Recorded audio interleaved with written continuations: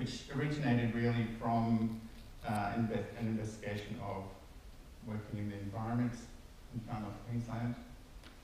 Obviously, I had strong impetus and inciting moments with Tess and Tanaka.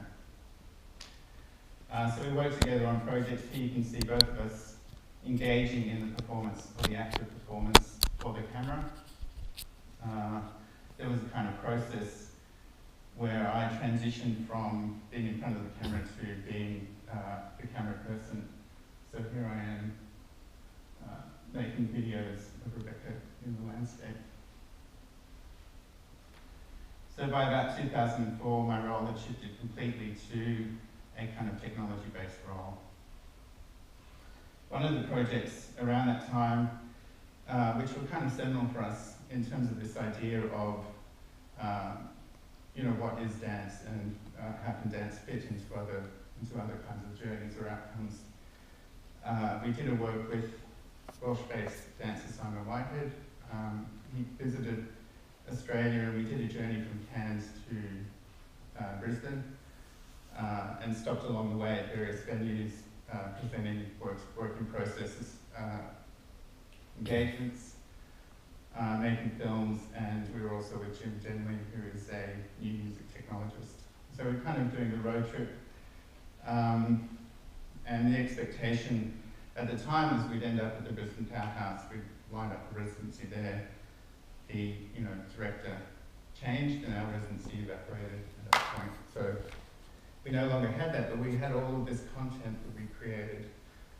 And it was interesting to see a transition, these works sort of captured from that project, and they exist as public art in the Cairns Convention Centre. So it's interesting to see that a dance or choreographic based idea, albeit at the periphery of what dance is, dance in the landscape, could translate to these other kind of forms of permanent presentations.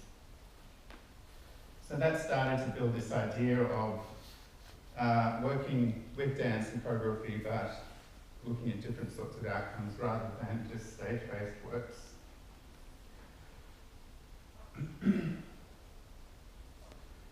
So at the moment, there's a research project which I'm doing. It's about the creative process cycle, which I mentioned before, and it's a kind of process tracing research which has started in 2008, and it's looking at the cycle of creating works sort of annually over that time. So there's a whole series of works, obviously, now that we're into 2015. This is kind of the first work.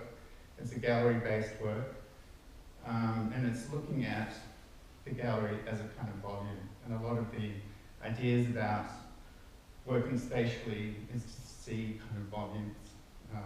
And that's perhaps a choreographic idea in itself, and it's certainly a scenographic idea.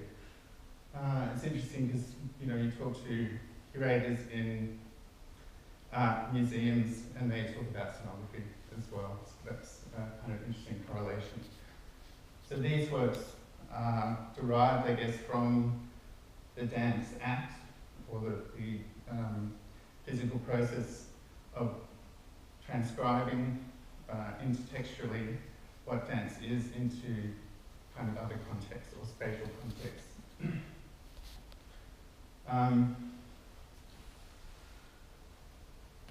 So I'm just going to show some various iterations. So the research is framed by this creative production cycle. That was one way of looking at divergent practices, collaborative practices, and finding some way to make a cohesive research methodology around that practice. So the creative production cycle is the methodology. It's a process tracing cycle with fairly long-term research collection, I guess. Sort of trying to resist the word data, but it's basically generating material. That material is in a repository. Sometimes it's reused or repurposed, and at other times it's made public as a sort of research outcome. This image represents the second work So it's the following year from the gallery work. This is based in a theatre that the conventional approach to the theatre is being subverted. So here we've retracted the seating, the audience inhabit the space with the performers. There's lots of sculptural volumes in the space which hold projections or create kind of atmospheres with light.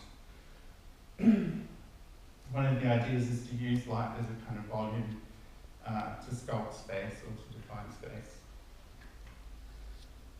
So using diaphanous screens or screen curtains is one way to do that. Using mist and sort of fog curtains is another way that we've been looking at. These works have also a sort of narrative content, if you like.